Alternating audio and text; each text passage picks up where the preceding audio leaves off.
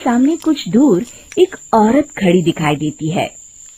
अरे भाई, ये औरत अकेली इतनी रात को इस जंगल में क्या कर रही है? चलकर पूछना पड़ेगा। फिर हरिया अपनी बैलगाड़ी उस औरत के सामने लाकर रोक देता है और उससे पूछता है, अरे सुनिए, आप इतनी रात को इस खतरनाक जंगल में अकेली क्या कर रही हैं? तभी वो औरत मीठी आवाज में कहती है, अरे हरु जी, आप आ गए। मैं कब से आपका इंतजार कर रही थी। वैसे तो यहाँ से काफी लोग गुजर चुके हैं, लेकिन मैं खास आपका इंतजार कर रही थी। अच्छा, तुम सच कह रही हो? मुझे तो यकीन नहीं हो रहा है। वो क्या है ना, आज तक किसी ने मुझसे इतने प्यार से बात नहीं की। हाँ हाँ हरु जी, मैं सच कह रही हूँ। अब देर मत करिए और जल्दी से मुझे मेरे घर तक छोड़ दीजिए। हाँ हाँ, कौन सी बड़ी बात है, अभी छोड़ देता हूँ। आप मेरे पीछे बैलगाड़ी में बैठ जाइए और मुझे रास्ता बताते चलिए। फिर वो औरत हरिया की बैलगाड़ी में बैठ जाती है और हरिया बैलगाड़ी हाँकता हुआ आगे चल पड़ता है। फिर उस औरत के बताए हुए रास्ते पर चलते चलते हरिया बैलगाड़ी लेकर एक काली गुफा के आगे आकर रुक जाता है। हरिया उस औरत से पूछता है, हाँ देवी जी, आपका घर कहाँ है? यहाँ तो एक गुफा के अलावा और कुछ नहीं है। तभी अचानक वो औरत हवा में उड़ने लगती है। देखते ही देखते उसका सुंदर रूप एक डरावनी चुड़ैल में बदल जाता है और वो जोर जोर से हंसती है। अरे तू तो एक नंबर का बेवकूफ निकला। तू तो बड़ी आसानी से मेरी बातों में आ गया। अरे मर गया रे, ये तो एक चुड़ैल है। हे भगवान बचा ले, ये तो बड़ी डरावनी दिखाई दे रही है। और फिर अगले ही पल हरिया की बैलगाड़ी में रखा सारा सामान हवा में उड़ता हुआ उस काली गुफा के अंदर चला जाता है और वो चुड़ैल भी उस गुफा के अंदर जाकर कहीं गायब हो जाती है। हरिया ये नजारा देख बुरी तरह घबरा और परेशान हो जाता है। अरे ये चुड़ैल तो मेरा सारा सामान लेकर गुफा में गायब हो गई। अब क्या होगा? अगर मैं गांव खाली हाथ गया तो मालिक मेरी अच्छी खबर लेंगे। मेरी इस बात का कोई यकीन भी नहीं करेगा। फिर आखिर वही हुआ। हरिया के मालिक चंपक सेठ को हरिया की किसी भी बात पर रत्ती भर भी यकीन नहीं हुआ। चंपक सेठ को लगा हरिया झूठ बोल रहा है और उसने ही लालच में आकर सारा सामान हड़प कर लिया है। फिर हरिया को बेईमान समझकर चंपक सेठ उसे काम से निकाल देता है। अगले दिन अपनी दुकान में परेशान बैठा चंपक सेठ गुस्से में बड़बड़ाता है, अरे दुकान में तो सामान बिल्कुल भी नहीं है। अब मुझे ही शहर जाकर सामान लाना होगा। फिर वो अपनी बैलगाड़ी लेकर शहर चला जाता है।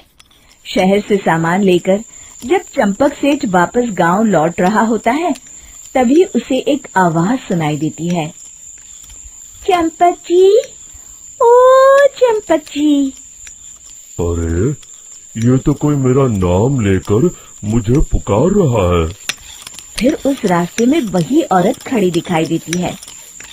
फिर क्या था, हरिया की तरह चंपक सेठ भी उस औरत के पास अपनी बैलगाड़ी लेकर जाता है और वो भी उसकी चिकनी चुपड़ी बातों के मुंह जाल में फंस जाता है। फिर चुड़ैल उसे भी अपनी गुफा तक ले जाती है और उसका सारा सामान लेकर गुफा में गायब हो जाती है। बेचारा चंपक सेठ लाचार होकर खाली हाथ गांव लौट आता है। फिर ये उस जंगल में रोज की बात हो जाती है। जो कोई भी शहर से कुछ लेकर गांव की तरफ लौटता, वो चुड़ैल उसे बेवकूफ बनाकर उसका सारा सामान लेकर गुफा में गायब हो जाती। एक दिन हरिया एक लकड़हारे को उसी जंगल की तरफ जाते हुए देखता है। फिर हरिया उसे रोकते हुए कहता है, अरे भाई, क्यों अपनी मौत को दावत दे रहे हो? मेरी बात मानो, आगे जंगल में मत जाओ। वहाँ एक बड़ी भयानक चुड़ैल रहती है। लकड़हारा हरिया की बातों को नजरअंदाज करते हुए कहता है। अरे भाई, मुझे पहले ही बहुत देर हो चुकी है, मुझे जाने दो भाई। शाम तक लकड़ियाँ काट कर शहर के बाजार में बेचना है। तुम अपनी ये कहानी किसी फुर्सत में बैठे इंसान को सुनाओ, मैं तो चला। इतना कहकर लकड़हारा वहाँ से आगे जंगल की तरफ चला जाता है। फिर अगले दिन गांव के मुखिया के घर के बाहर बहुत सारे लोग जमा हो जाते हैं। तभी हाथ में कुल्हाड़ी लिए खड़ा लकड़हारा कहता है। अरे मुखिया जी, अब आप ही हमें बचाइए उस जंगल वाली चुड़ैल से। हमारा सारा काम तो शहर से ही होता है। अरे मुखिया जी, उस चुड़ैल की वजह से तो मैं पूरी तरह बर्बाद हो गया हूँ। हम सबको मिलकर उस चुड़ैल का कोई इलाज करना पड़ेगा। तभी भीड़ में खड़ा वीरा कहता है। आप लोग चिंता मत करिए, कल से वो चुड़ैल किसी को नहीं लूट पाएगी। मेरे पास एक बहुत अच्छी तरकीब है। तभी चंपक सेठ उसका मजाक उड़ाते हुए कहता है। अरे तेरा नाम वीरा है तो क्या हुआ? तूने अभी उस चुड़ैल को देखा नहीं है? जाकर अपना काम कर, बड़ा आया। तब मुखिया जी कहते हैं। नहीं नहीं चंपक सेठ, मुझे लगता है हमें इस लड़के को एक मौका देना चाहिए। फिर सभी गांव वाले मुखिया जी की बातों से सहमत हो जाते हैं और वीरा शाम को एक बैलगाड़ी में कुछ सामान लादकर उस जंगल की ओर चल देता है। वीरा, ओ वीरा, कहाँ जा रहा है? तभी वीरा मुड़ के देखता है, वही चुड़ैल एक औरत के रूप में खड़ी है। अरे बहन जी, मैं आपको ही ढूंढ रहा था। देखिए, मैं आपके लिए क्या लाया हूँ।